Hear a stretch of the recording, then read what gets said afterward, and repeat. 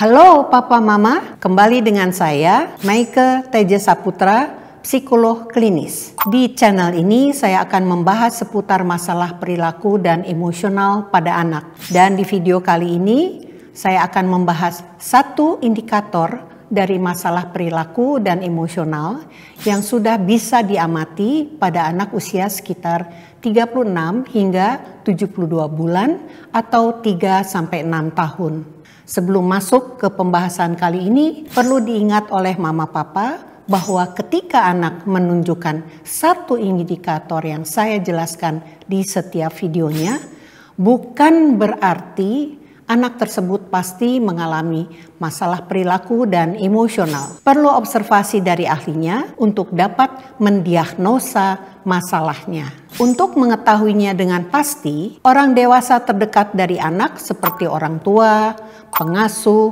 pendidik, atau kerabat terdekat lain seperti tante, om, kakek, nenek dapat mengenali perilaku-perilaku yang perlu diamati lebih jauh lagi karena dapat menghambat perkembangan anak untuk menjadi optimal. Dengan mengamati perilaku-perilaku anak, orang dewasa terdekat anak dapat mendeteksi secara dini jika anak membutuhkan bantuan lebih untuk mengatasi masalah yang dihadapinya. Dari 14 indikator masalah perilaku dan emosional pada anak, salah satunya berkaitan dengan perilaku sering berkelahi, bertengkar, atau menyerang anak lain baik secara verbal maupun non-verbal. Secara verbal melalui kata-kata yang kasar, menyakitkan, non-verbal melalui tindakan-tindakan fisik, memukul dan seterusnya. Hal-hal tersebut mungkin terdengar sebagai perbuatan biasa yang dicap nakal atau agresif dan umum muncul pada anak-anak. Di usia anak-anak, memang kemampuan mengelola emosi dan mengambil keputusan masih sangat berkembang. Maka dari itu, perilaku-perilaku agresif sebenarnya wajar kita lihat sesekali dilakukan oleh anak-anak. Akan tetapi, pada anak yang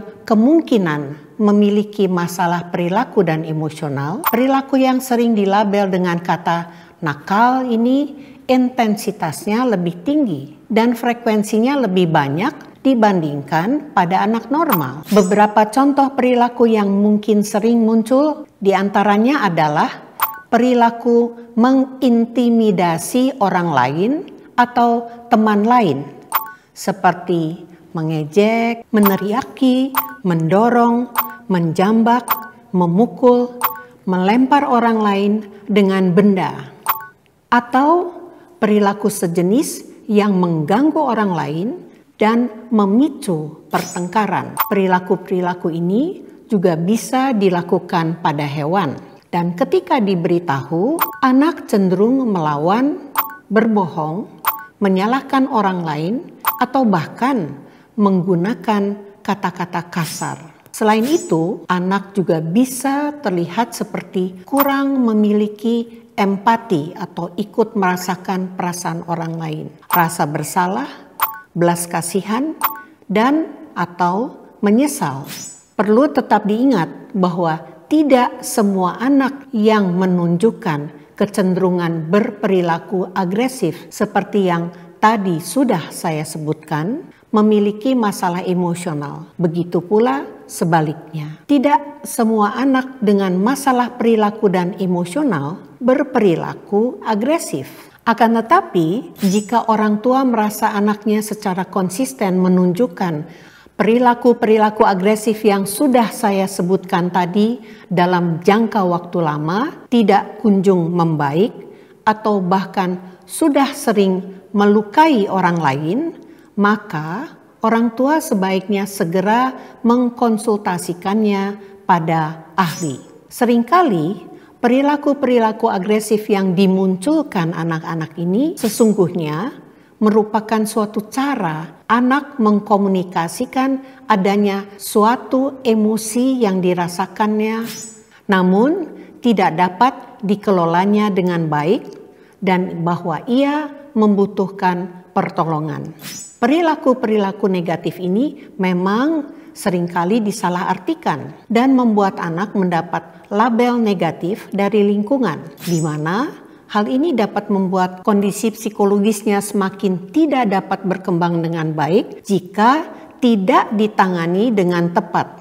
Apabila terus dibiarkan, perilaku-perilaku agresif yang ditampilkan anak dapat memengaruhi perkembangan bahasa dan kognitifnya hingga jangka panjangnya dapat memengaruhi pencapaian akademis anak.